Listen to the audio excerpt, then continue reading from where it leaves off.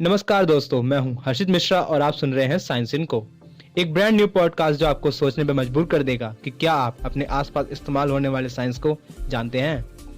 हर हफ्ते मैं लेकर आऊंगा एक सवाल साइंस के बारे में और हम सब मिलकर उसका जवाब ढूंढेंगे और इन जवाबों से हम दुनिया को साइंस के नजरिए से देख पाएंगे। तो दोस्तों, मिलते हैं हर शुक्रवार शाम 7 बजे। Welcome to science. हेलो दोस्तों, आप सुन रहे हैं साइंस इनको और आज के टॉपिक में हम बात करने वाले हैं वाईफाई के बारे में कि वाईफाई का इन्वेंशन कैसे हुआ। तो अगर आप सोचिए, अगर आपके पास वाईफाई नहीं होता तो आपके घर में जितने भी लैपटॉप या कंप्यूटर हैं वो हमेशा किसी ना किसी वायर से जुड़े रहते और उनको इंटरनेट यूज़ करने के लिए वायर की ज़रूरत होती। यहाँ तक कि जितने भी कंप्यूटर हम जानते हैं और हम देखते हैं, लैपटॉप, कंप्यूटर और ज़्यादातर चीज़ें जो वाईफाई के द्वारा चलती हैं, उन सबको एक वायर से जुड़ा होना पड़ता। तो आप समझ सकते हैं इसमें कितने सारी वायर्स का इस्तेमाल होता और वायर्स का एक तरीके से पूरा जंजाल सा बन जाता। बट थैंकफुली हमारे पास वाईफाई है जिसने हमें बहुत सारे डिजिटल चेन से बचा लिया। बट क्या आप जानते हैं इसकी जर्नी स्पेस से स्टार्ट हुई थी? हाँ, मैं ये जानता हूँ, आप इसे सुन के बहुत चौंक गए होंगे कि कैसे वाईफाई का आविष्कार हमें स्पेस की ओर ले जाता है, कैसे वाईफाई का आविष्कार हमें एक ब्लैक होल की थ्योरी की इधर ले जाता है। तो ये बात है 1980s की। उस टाइम पे जब कंप्यूटर स्टार्टिंग में बूम हुआ था, उस वक्त ज़्यादातर लोग कंप्यूटर पे काम करते थे। स्टार्टिंग में जब कंप्यूटर डेस्क पे हुआ करता था तो साइंटिस्ट का सबसे बड़ा टॉपिक यही था कि कैसे वो इन सारी केबल्स को कम करें, कैसे वो इन सारी केबल्स के जंजाल को कम करें और डाटा ट्रांसफ़र को आसान बना सके। उस टाइम साइंटिस्ट जो थे सारे, वो कॉर्ड को काट के सीधा डाटा ट्रांसफ़र रेडियो के द्वारा करना चाहते थे। बट वो सिर्फ जो रेडियो वेव्स थे वो सीधा वॉल्स और फर्नीचर से टकरा के वापस आ जाता। बट ये प्रॉब्लम बहुत साल पहले ही सॉल्व हो चुकी थी। जी हाँ, 1980s में हम ये चीज़ ट्राई कर रहे थे करने की, बट 1970s में इसका आविष्कार हो चुका था। तो हाँ, हम बात करने वाले हैं 1970s की, जिस टाइम पे स्टार वॉर्स, पुराने हिंदी गाने, ये सब बहुत ज़्यादा फेमस हुआ करते थे। तो 1970s के टाइम में जब स्टीफन हॉकिंग्स ने अपनी एक थ्योरी इवापोरेटिंग ब्लैक होल्स नहीं दिया था, और हाँ, अगर आप इवापोरेटिंग ब्लैक होल्स के बारे में नहीं जानते हैं तो आगे आने वाली पॉडकास्ट में मैं इसका जवाब ज़रूर दूंगा। तब तक के लिए इस पॉडकास्ट को फॉलो ज़रूर कीजिएगा। और हाँ, हम कहाँ पर थे? हाँ, इवापोरेटिंग ब्लैक होल्स पे। जब स्टीफन हॉकिंस ने अब अपना इवापोरेटिंग ब्लैक होल वाला थ्योरी दिया, तब उस टाइम पे जॉन ऑस्वेलियन नाम के ऑस्ट्रेलियन साइंटिस्ट और उनकी team CSIRO radio astronomy unit में काम करते थे।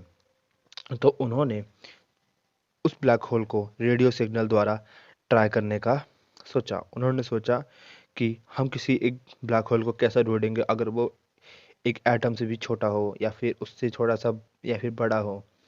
इसको ढूंढने के लिए उन्होंने एक सीरीज़ बनाई, कह सकते हैं कि इक्वेशन बनाई बहुत सारी, जो उसको ढूंढा जा सके, और उस पर एक मशीन भी बनाई। तो उन्होंने क्या किया, उन्होंने सारे के सारे फ्रेंड सिग्नल को ग्रुप किया और उनको कुछ मीनिंगफुल आंसर देने की कोशिश की।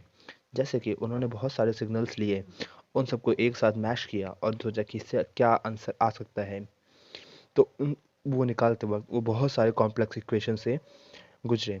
उनमें से एक कहा जाता है कि फास्ट फोरियर ट्रांसफॉर्मेशन। हाँ, फास्ट फोरियर ट्रांसफॉर्मेशन अगर आपने नहीं पढ़ी तो पढ़िएगा ज़रूर, क्योंकि ये काफ़ी ज़्यादा इस्तेमाल होता है रेडियो सिग्नल और कम्युनिकेशंस में। सो उस टाइम पे उन्होंने इस थ्योरी का इस्तेमाल किया था ब्लैक होल्स को फाइंड करने के लिए, बट अनफॉर्चुनेटली वो उस टाइम पे एक भी ब्लैक होल फाउंड नहीं कर पाए थे।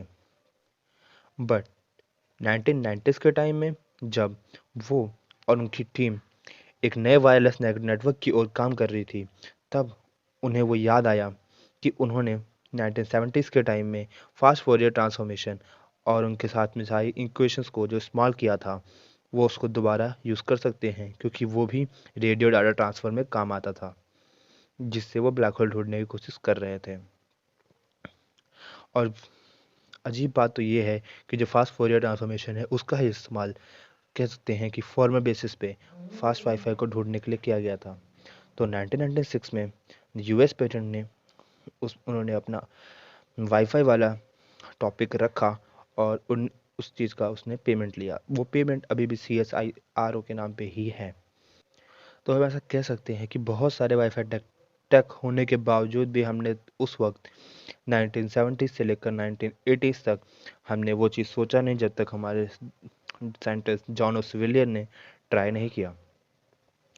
1990s के टाइम तक उन्हें वो आइडिया आ चुका था। 1992 के अराउंड उन्होंने वो ऑस्ट्रेलिया में पेटेंट करवाया था। उसके बाद उन्होंने 1996 में पेटेंट ऑफिस जाके USA में पेटेंट करवाया, जिसके बाद CSIRO के नाम पे वो पेटेंट हो चुका था।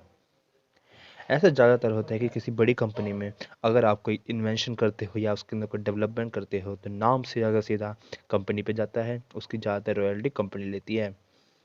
बट ये काफ़ी अच्छी बात नहीं है, क्योंकि मुझे लगता है कि हाँ, मानते हैं कि ज़्यादातर जो कैपिटल रिसोर्सेस होते हैं वो उनका होता है, बट ब्रेन के लिए उन्हें अवार्ड में मिलनी ही चाहिए। बट आज के ज़माने में अब आप सोच सकते हैं, जिस चीज़ का इस्तेमाल आप नेटवर्क को यूज़ करने के लिए, जैसे कि डाटा ट्रांसफ़र के लिए, अब आपके फेसबुक, इंस्टा, व्हाट्सएप, जहाँ तक कि अब जो मेरा पॉडकास्ट है ये भी सुनने के लिए कर रहे होंगे, उस टेक्नोलॉजी का इस्तेमाल एक्चुअली ब्लैक होल हंटिंग के लिए हुआ था। सो देखते हैं, अगर कोई ब्लैक होल मिल जाए तो नीचे कमेंट में ज़रूर बताइएगा। तब तक के लिए बाय दोस्तों। Keep learning because we are born to learn.